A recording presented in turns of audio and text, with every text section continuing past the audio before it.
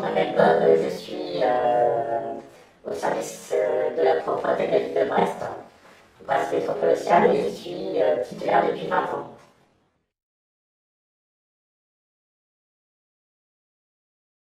Donc Brest m'a contacté pour ce témoignage que j'ai accepté tout de suite, parce que je veux dénoncer ce qui se passe chaque année à la ville de Brest, comme dans d'autres villes certainement, c'est la suppression de postes des contractuels.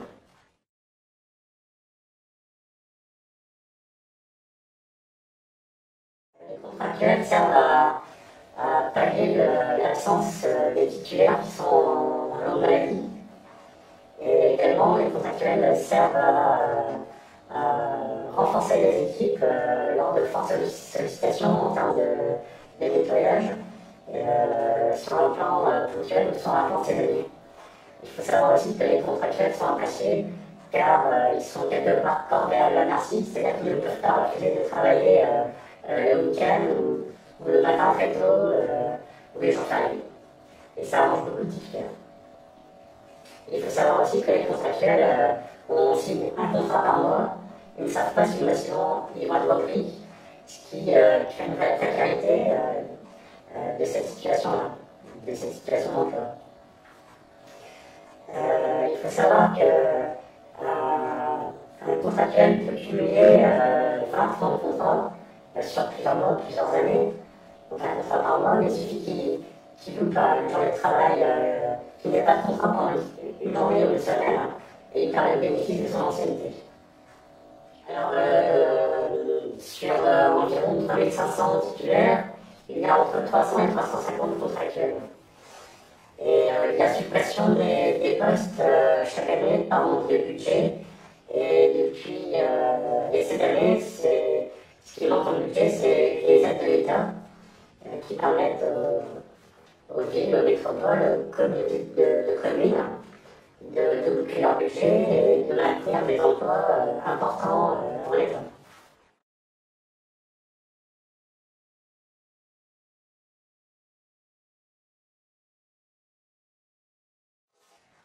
Alors, mon titulaire, je suis protégé, je suis fonctionnaire territorial. Il y a plusieurs problèmes liés à la suppression de ces postes de contractuels. D'une part, ce sont des femmes et des hommes qui perdent leur emploi, qui se retrouvent dans la précarité, qui se retrouvent à plein emploi. Il y a des familles derrière, des situations, des emprunts, des logements payés, des charges, comme tout le monde. Et d'autre part, au niveau de nous, les titulaires, nous n'avons plus de personnel suffisant pour assurer nos missions de nettoyage quotidien. Donc nous sommes obligés de faire le travail partout, comme d'habitude, mais plus vite et forcément moins bien.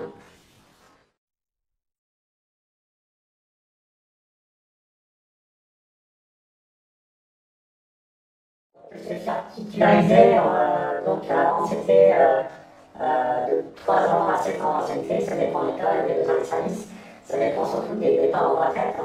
Et l'élection d'un concours, et maintenant le concours est mis en avant évidemment. C'est une façon légale de faire le tri entre les gens et de retarder l'arrivée de titulaires.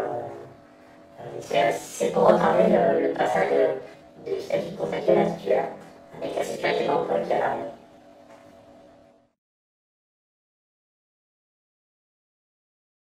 Alors, au niveau évidemment des recrutements, ce qui se produit de temps en temps lorsque la ville de Brest pourrait attendre des zones d'activité, des zones industrielles pour aménager le territoire. Il arrive que des propriétaires, des riches propriétaires d'ailleurs, qui vendent des terrains autrefois agricoles, vendent des terrains à la mairie sous condition que leur fille ou leur fils soit recruté. Et on s'aperçoit que ce sont des gens qui n'ont pas trouvé de travail ailleurs parce qu'ils ont un handicap, je dirais, c'est pas de la trisomie, mais c'est une incapacité, c'est une immaturité, c'est un problème psychologique à s'insérer dans la société. Ils ne peuvent pas travailler dans un milieu, c'est des enfants. Ces gens-là, on s'aperçoit qu'ils ne travaillent pas. Ce sont des boulets pour les services, pour leurs collègues d'ailleurs. Et ces gens-là pourraient être gardés chez leurs parents, évidemment, Et on mettra à la place des gens motivés et capables à la fois physiquement et intellectuellement d'assurer des missions de service public comme il se doit se faire normalement. Donc on retrouve un certain clientélisme de la part de Brest Métropole Océane, des petits arrangements, dans les arrangements qu'on peut trouver ailleurs.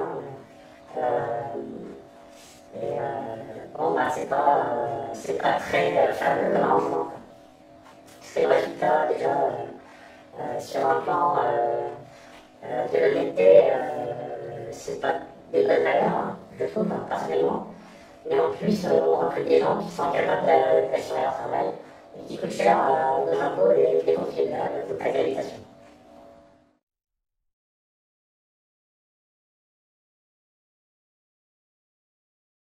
Auquel j'appartiens, c'est quasiment impossible, vu que nous sommes entrés dans la période des feuilles, où c'est le moment le plus chargé de l'année au niveau nettoyage des rues, des parcs et des trottoirs. Nous avons besoin d'un personnel formé, donc contractuel et compétent, pour mener ce travail à bien. Et chaque année, il y a beaucoup d'appels au service propreté, des appels téléphoniques de la part des habitants qui se plaignent de la mauvaise qualité du nettoyage. Et faute d'agents contractuels, on ne peut pas être partout et au bon endroit.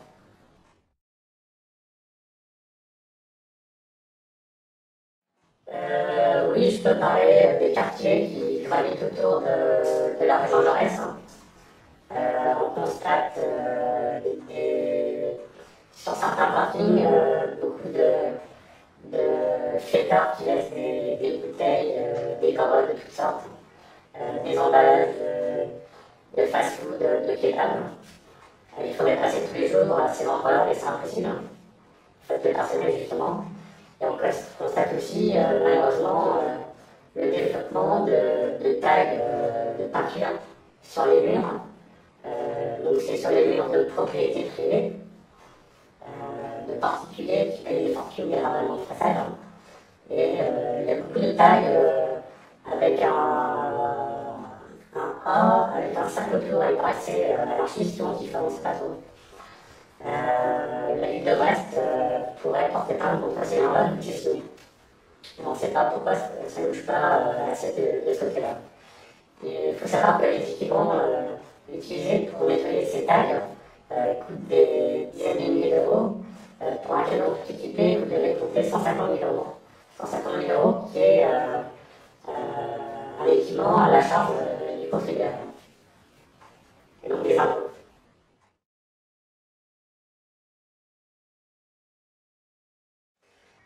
Oui, on a constaté l'achat, par exemple, de remorques qui ne servent à rien pour notre service. Ces remorques qui seraient plus utiles, par exemple, pour le service des jardins ou de la voirie. Des remorques, on s'est aperçu qu'il était nécessaire d'avoir le permis EB plutôt que B seulement. Elles sont à double essieu et elles sont stockées dans un endroit sur Brest, elles sont cachées en fait. Ces remorques-là pourraient être facilement revendues sur le domaine, soit entre services et tout à fait à l'heure actuelle. Il n'y a pas longtemps, on a reçu un véhicule mini-ben qui est à la fois électrique et à moteur thermique. On ne sait pas à quoi il sert, mais il a été acheté quand même. En fait, il n'y a pas de consultation par la direction du service, consultation des utilisateurs qui sont sur le terrain.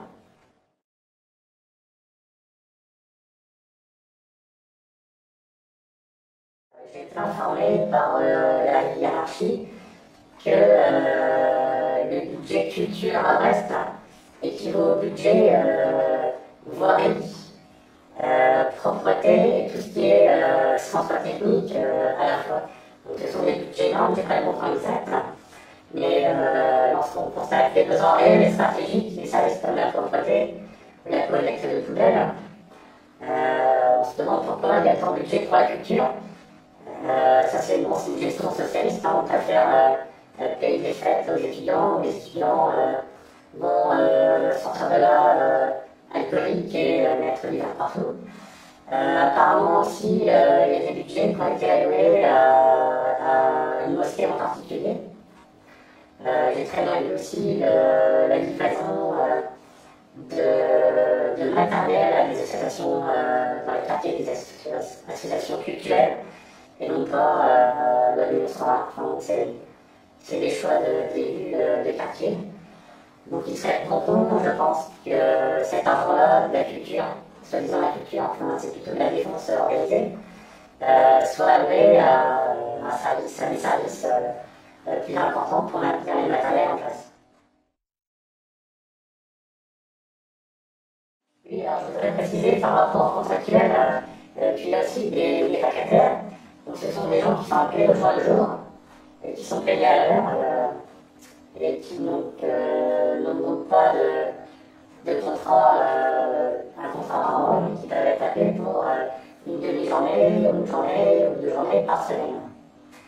Et d'autre part, je peux aussi parler de l'avancement, c'est-à-dire des échelons que l'on peut gravir lors des notations. Donc il y a une notation annuelle effectuée sur les adjoints techniques, et c'est une notation qui est effectuée par les agents de maîtrise. Et on s'est aperçu que ceux qui étaient délégués syndicaux avaient plus de chances de gravir les échelons au niveau de notation. Ça c'est évidemment pour acheter la paix sociale. On a même vu des délégués syndicaux, quels que soient les services, se faire payer des formations, comme des permis poids lourds qui n'en serviront évidemment jamais à rien. On trouve aussi bizarre qu'on puisse noter un délégué syndical qui a passé 50% de son temps dans le service et les autres 50% dans son syndicat. Ça, on trouve un peu bizarre. Comment on peut noter quelqu'un comme ça? Donc là, c'est ce que je voulais rajouter par rapport à ces lois des syndicaux qui ne défendent jamais d'ailleurs ni les titulaires ni les contractuels. Et un constat qu'il y a eu dans certains services pour faire des économies, la transformation des contrats de contractuels, donc des gens qui avaient un contrat par mois, on a fait passer certaines personnes au statut de vacataire, qui est vraiment précaire dans l'absolu. En plus, les vacataires, par exemple, si un vacataire travaille quelques jours au mois de juin, et bien il aura sa paye seulement fin juillet, donc il devra joindre les deux bouts financièrement entre le moment où il a travaillé, le moment où il a eu sa dernière paye, et le moment où il touchera sa rémunération pour le travail effectué. Voilà, c'est ce que je voulais souligner.